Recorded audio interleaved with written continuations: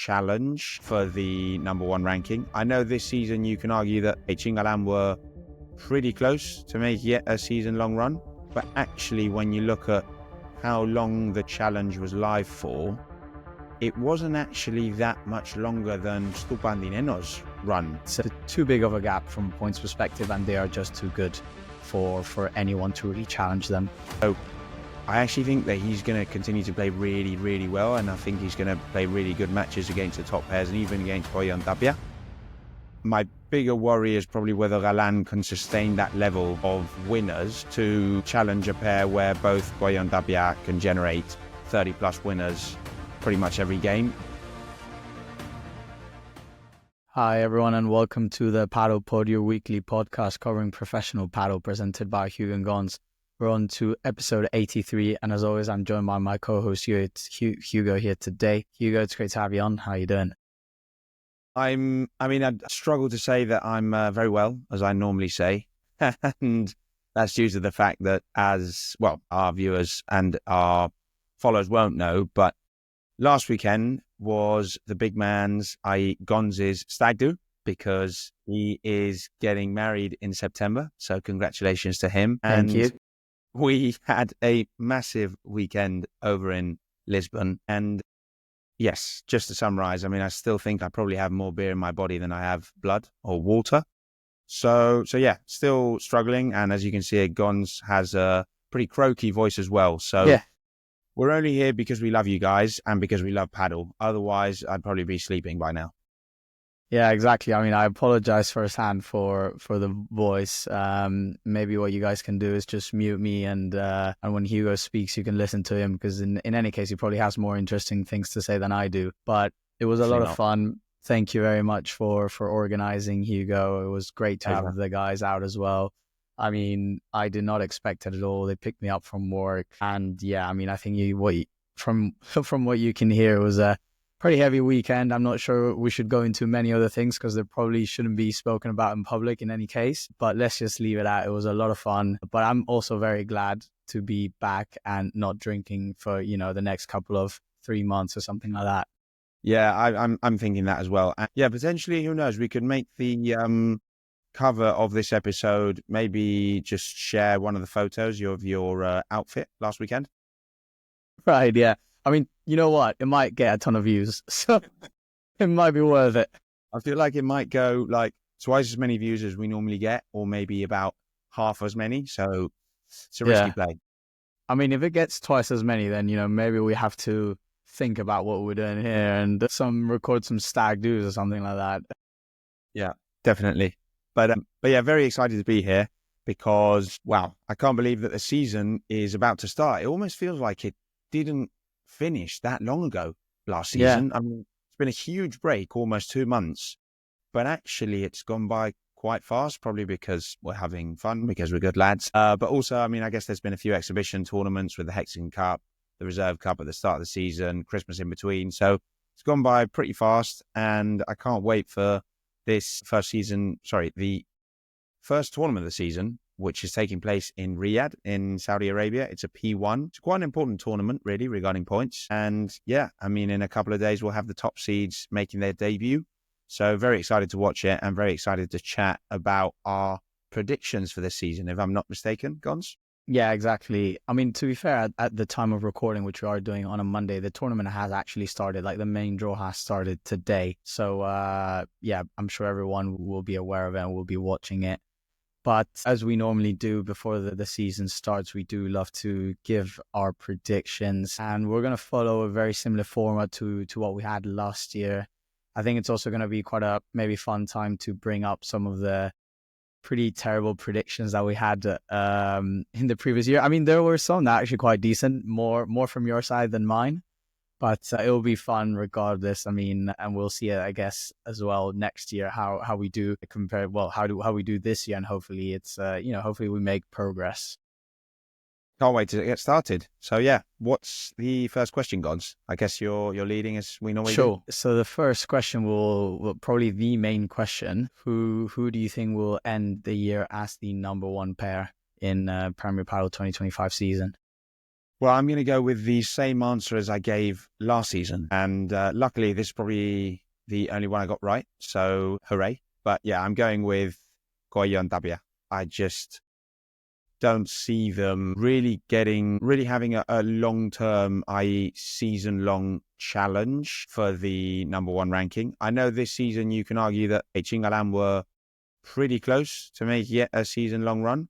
But actually, when you look at how long the challenge was live for, it wasn't actually that much longer than Stupandineno's run for the number one spot at the end of the 2023 season, if I'm not mistaken. So, hey, I mean, I think they are two of the best three players in the world right now, alongside Galan, as we've discussed many a times. And just, I don't know, I don't have the feeling that Chingoto and Galan are going to reach the same high as they reached last season. And I don't think any of the other pairs are really going to challenge them consistently. Hey, we could have big injuries or significant injuries to either of them. I mean, Dabia was actually injured in the Hexagon Cup, so hopefully he kicks off the season in style. But I think with all players at their kind of full physical condition and at their peak, Goya and Dabia are positioned to, stay at the top of the rankings once again. What do you think, Gons?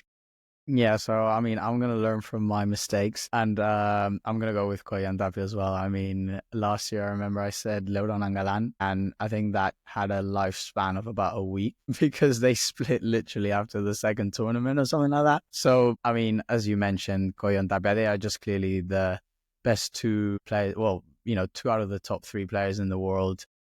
And I think maybe another point as well in their favor that maybe they didn't necessarily have last year is the points gap. Because obviously now that they've dominated the Premier Padel Tour so much and they were able to establish themselves, especially in the second half of the season, they have such a big points gap to, for example, Galan Chingoto, I think it's around the 6,000 point mark, which is, it's not terrible. It's not like a huge leap, but I mean, it's a very decent sized and comfortable gap. So I just don't think that they'll be bad enough where, for example, they just, I don't know, get knocked out in the first couple of rounds consistently and Galan and Chingoto are going to be winning every single tournament. Because to be honest, the way I kind of see it is Galan and Chingoto may end up winning more tournaments or Galan and whoever, for example, but Koy and Tapia will be right there about. So, I mean, just making semifinals, finals consistently. So to me, it's too big of a gap from a points perspective, and they are just too good for anyone to really challenge them. Well, hey, this could easily be the only one we agree on, because actually at the end of the day, we can have differing opinions, although we do agree on a lot of things in the whole paddle world. So maybe moving on to the next one, and if I'm not mistaken, it's which pair will break up within the top 10 current pairs, i.e. the top 10 pairs based on the FIP rankings. So yeah, Gons, do you want to go ahead and kick it off this time? Yeah, so I think this is probably one of the more interesting questions, and I'm a bit torn, to be honest.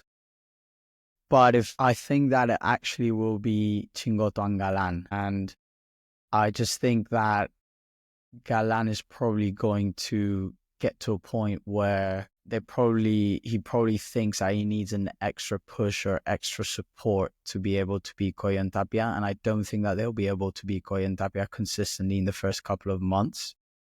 Now we have partnerships that are quite new, so I think that maybe they give themselves each other a chance. And when we've seen all these kind of big breakups, like for example we had last year when Lebron and Galan split, it's normally really the players at the top that cause like the big domino effects. So for me, I don't really see any of the middle kind of 7 to 10 pairs really necessarily changing, because who are you going to go with that's going to give you a better option that you are right now, right? So it's really like, for example, I don't know if Paquito and Bergamini like split because Paquito wants to go with John Sand, for example.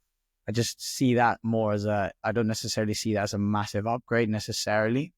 Whereas I think that the big changes will come when someone at the top, i.e., to me, they are basically the two of them are Galan and Chingoto or Lebron and Stupa. I think Lebron and Stupa are also a big contender in my opinion, simply because I think both Lebron and Stupa they don't mind pulling the trigger. I mean, we've seen them, if things don't go well, they're not going to stay around like necessarily too long.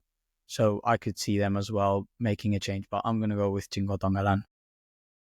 Interesting. So those were your kind of two main contenders. Yeah, but I'll stick with Chingo Tongalan just to make one have one. Okay, well, I'm actually going to go with something different, funnily enough.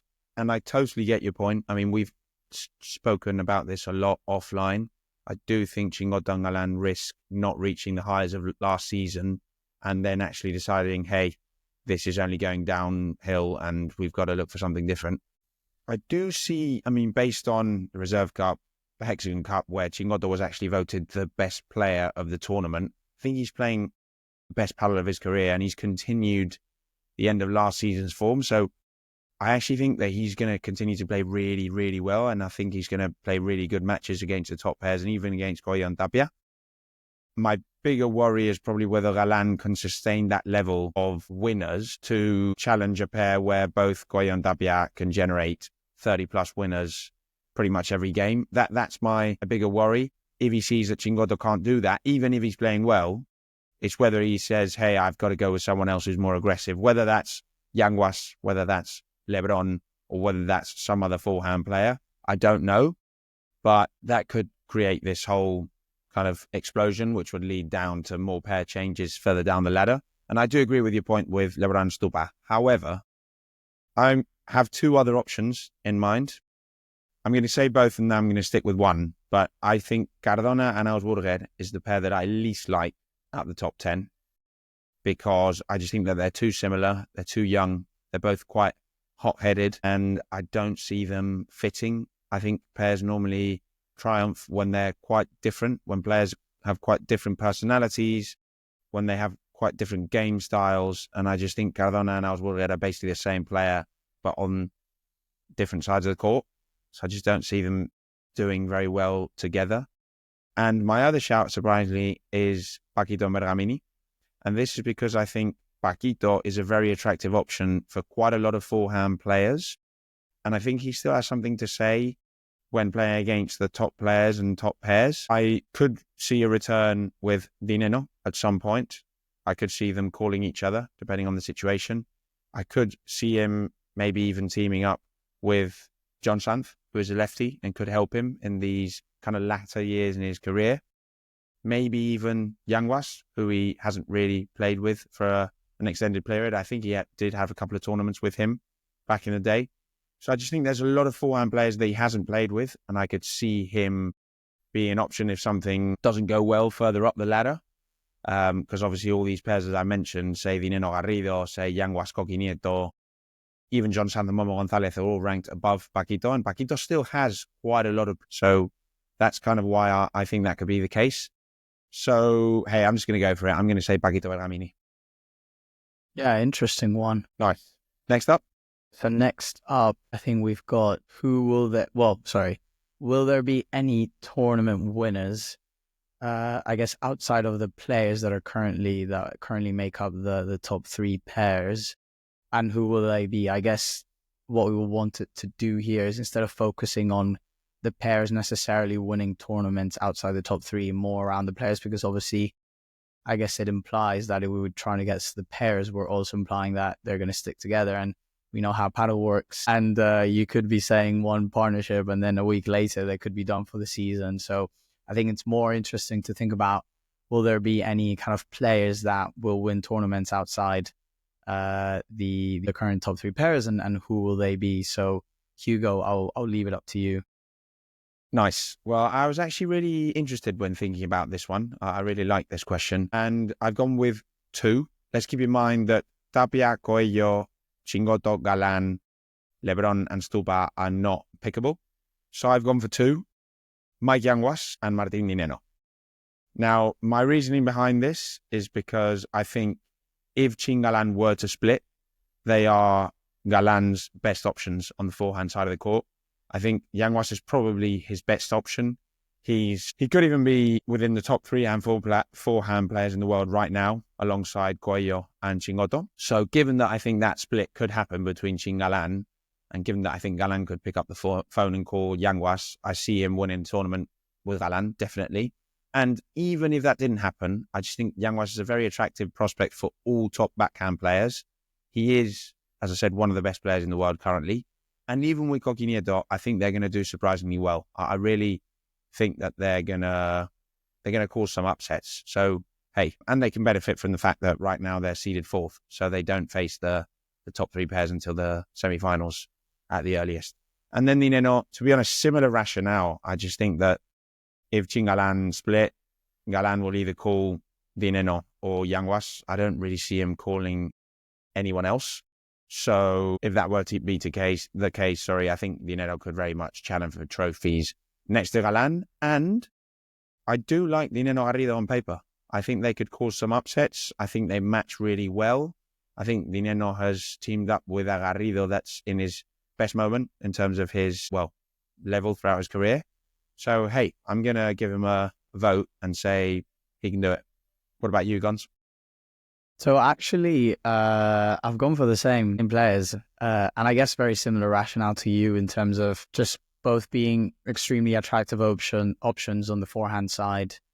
And I mean, they would be kind of the top.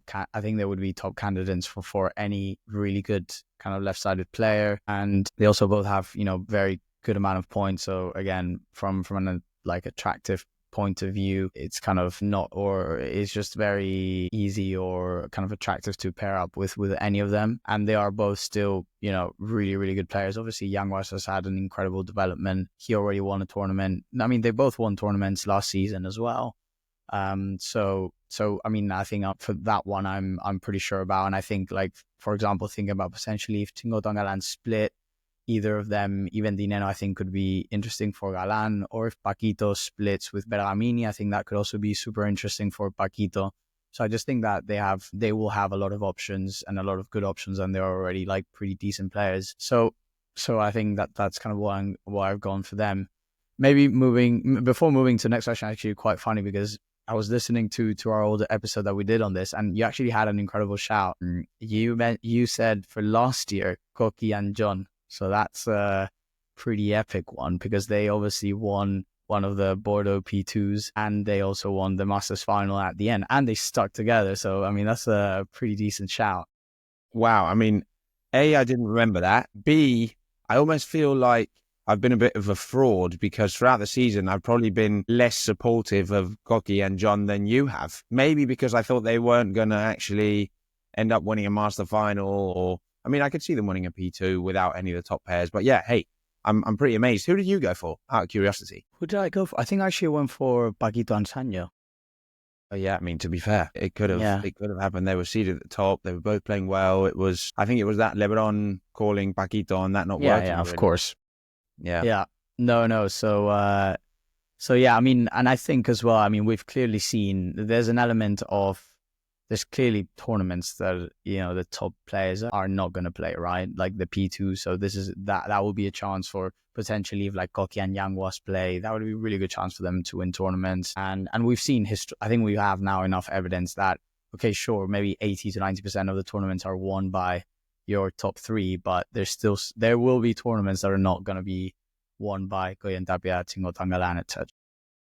Totally agree. So yeah, maybe next question, I'll go with it. And we've decided to go for which player will be the worst performing. Now, obviously, this question can be affected by kind of just the player's base level output, i.e. rounds he reaches, tournaments he wins, how much he fails against players that are, worse ranked than him, but also expectation, because at the end of the day, we're going to have bigger expectations for ranks that for players that we deem to be better or have higher rankings. So yeah, Gons, who do you go for? So I'm actually going to go with Pablo Cardona. I think that, and by the way, maybe we should emphasize as well, this is kind of related to the top 16 players. So we want to make it kind of those that are currently in the Master Finals. The only thing is, Gons, just to clarify, Cardona and Oswaldo currently sit in 9th in terms of pair, kind of seeded pair. So they're just after the 8th seeded. So they wouldn't technically sit in the Master Final. But I think we improve it, right? Yeah, well, I mean, Cardona is 15th. So technically he would be in the Master Final. Great. So if we're going to individual rankings, then Yeah, exactly. Make sense. Yeah. So as we're going individual players, I'd say individual rankings. So yeah, to me, just Pablo Cardona, kind of very similar to what you had initially with LeBron. Sorry, not with LeBron, with him and Ausburger probably not being a partnership that's just going to stick in the long run and work, quite easily. And I think that Cardona, whilst I do rate him as a player, there's definitely areas of his game that still need a lot of work.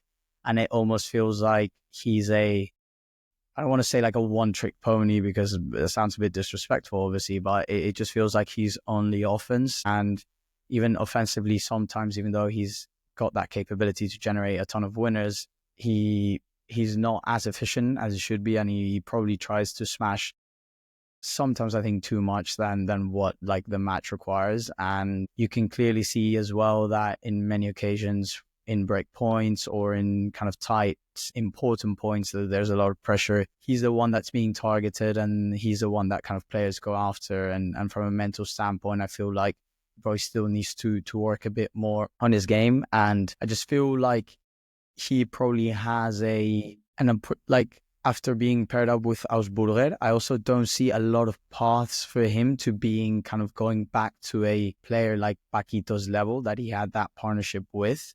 So I kind of have a fear of, if things don't work out with Ausburger, kind of what other players around him will be kind of suited to or will be wanting to give him a chance, especially those at the top that could then, make him have a great season. So I think I don't think that he'll be terrible, but I just think that he's not going to have that leap that probably a lot of people expect of him. I really like the shout, to be honest, because as I've actually shared, well, quite a few times, I think hype has been a bit too high with Pablo Cardona. And we saw throughout the whole of last season, really, when he played with Paquito, that when he was playing the matches against the top pairs, he was really struggling during the key moments. His decision-making wasn't good enough and his level just dropped a lot. So I think that shows that there's still a lot to do. It makes total sense. I mean, he is 19. The fact that he's 19 and he's already seeded 15th in the world is baffling. I mean, if I was as good as he is, age 19, I mean, I definitely wouldn't care what we're saying about him. So, Pablo, Yeah, if you're listening 100%. to us, please don't take this as a bad thing. You're an idol. But I do agree, and I think it's a good shout, sorry. However, the reason why I haven't gone for him is that I potentially don't agree as much in terms of which players may look at him and say, I can actually partner with him. Just because of the fact that he's an aggressive forehand player and he's a lefty. And there's actually quite a few kind of less traditional backhand players within the top 8 seeds that could potentially fit Cardona and be quite different. So I'm thinking about Coqui Nieto. I'm thinking about Momo Gonzalez, maybe even Paquito, that I don't think it would, a return would happen, but he's obviously getting older and a bit more defensive. So I don't know. I think players still have a lot of faith in him and maybe someone could give him that kind of vote of confidence. But I like the shout and he would be one of my options. However, I've actually gone with John Santh, and I've gone with John Santh because he won a couple of tournaments last season, obviously the Master Final being one of them. So there's probably quite a few people that have quite a lot of faith in him. But I don't think he had a great season individually. I think Coquinito actually carried him a little bit. I thought his decision-making was poor in a lot of games. Similar argument to what you've gone for. I don't see a lot of top players looking at John Santh if kind of splits happen. I don't think he'd go back with Coqui. Don't think he'd fit Javi Garrido. Maybe Paquito, as we've shared a few times, but I don't really see him with any of the other kind of top backhand players, at least not on paper. So, hey, I might be wrong, but I've gone with John. No, I guess similar profile to Cardona, but in a way, he's already won a couple of tournaments. Maybe there's like some level of expectation there, but I do have a bit of faith in the partnership. I think I would agree in the sense that, so I would agree in the sense that looking at them, I definitely like more Momo and kind of how he's developed. I think he's actually improved quite a bit as well. I've been kind of quite impressed, especially second half of the season.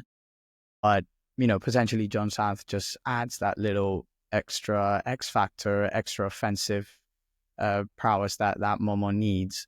And obviously Momo, a great character and individually, very solid. So I could see them having some level of success, but I agree with you in this in the sense that, I think that partnership will kind of be a little bit more, if it works, I think that it'll be because Momo will be just very solid throughout. And maybe you have John Santh adding here and there moments that, we know that he has in terms of just being a special player and being able to win games by himself here and there. No, I think, funnily enough, I didn't even speak about my thoughts on his partnership with Momo. And I did share them when this partnership was announced, and I actually really like it. I think they're quite opposite players, and I think they fit a lot. It's just that I think individually, John Santhan, as a player, has to work a lot on his decision-making. And I just have a sense or a feeling that all the pairs ranked above them have a lot more chances of winning tournaments than they have. So I'm comparing them with all the pairs that are ranked below them, which is always a kind of a bad sign. But hey, I like them on paper, and I think their styles can match. I agree. No, I mean, it's I would agree with that. And then maybe moving on to the next question. So we've gone for the most disappointing player. So maybe now the most improved player. And maybe for this one, we can pick any player essentially individually. Doesn't necessarily have to be in that top 16. Yeah, this has been a really tough one. I've had a lot of different kind of thoughts, opinions. Currently shortlisted too. I'll make a decision after my rationale, but I've gone with LeBron and I've gone with Dineno. Oh, wow. Now, this is because, expectations based on last season are quite low in the sense that they individually had quite poor seasons. I know Dineno improved a lot towards the end of it, but from the point he split with Stupa to probably until the last 4 tournaments, he had a very poor season. He said it a lot of times throughout interviews. He said that he didn't have confidence when he was playing. His defensive game wasn't good enough, and that's what he builds his confidence and game on. So, he's expressed it, and I think expectations or the fact that his season was not that good means that this season, the difference can be quite big. And, I like his partnership with Garrido. As I said, I think he's a top prospect, even when pair changes happen across the top players and pairs. So I think he's a great option. And then LeBron, similar. It was chaotic. Last season was very chaotic, and he had a few highs, but a lot of lows. And I just think him going back to the forehand side of the court, which I think is definitely his best side and where he's had the most success, and also the fact that his partnership with Stupa on paper makes so much sense. I think that can take him right to the top. And actually, one point that I really like about their partnership, we've spoken a lot about it, is the fact that Stupa has won with basically all the pairs he's played with. And he's been really good at kind of dealing with different personalities. I think he's great at that. So I think he's actually going to manage LeBron really well. I think he's quite direct, and I think he's going to be happy to share his thoughts and argue with LeBron and keep that on court. Ooh. I've gone with Dineno and LeBron. Tough decision. I'm going to go with... Nice. So very decent shouts. Completely unexpected, to be fair. So, it will be very interesting. If LeBron does kind of become most improved or has an amazing season, I think it'll just be great for the spectator and for Padel in general, because that will mean that competition at the top would be insane. So hopefully we do get to see that. I think from my side, I've gone maybe for a different profile. I think you've gone for a more kind of one of the top players that maybe didn't have such a good season and kind of have a bounce back here. Instead, I've gone for maybe a young, hot prospect to kind of establish themselves in kind of the top part of the rankings, and that's none other than Tino Libac. I think he already had a very, very decent season. Last year, obviously, a couple of very good highlights in terms of that World Cup final, winning the third and kind of deciding point for Argentina. And he was outstanding. Some parts of the game carried Leos Burger, who was injured by himself. And I just really like him as a player. I think that kind of final showed how good he is from a mental standpoint. He's one of those kind of really emotional, but in a good way, if you see what I mean. He's able to harness that emotion and kind of unleash it when he really needs to, to feed off it, rather than letting the emotion make you or essentially making you have bad decisions. And I really like his profile. I think he's that kind of modern forehand player. So I think he's also going to be super attractive to kind of players at the top if his partnership with Teo doesn't work.